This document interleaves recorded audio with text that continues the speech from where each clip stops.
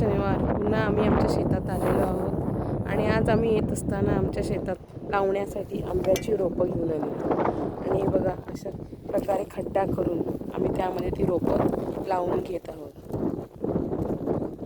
पावसाळ्याचे दिवस आहेत. आता रोपी लावली की ते रोपांना छान वाढ होण्यासाठी आणि रोपं ती चिटकतात आणि छान वाढतात आणि म्हणूनच या दिवसात झाडं लावायची असतील तर तुम्ही लावून घेऊ शकता.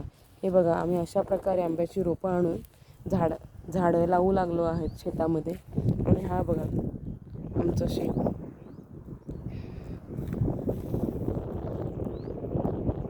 ह्या वरच्या साईडला आम्ही इकडे जे हिरवंगार दिसत आहे तिथे आम्ही शेपू आणि धने टाकलेले आहेत आणि इकडे आम्ही रोटर मारून घेतलेला आहे.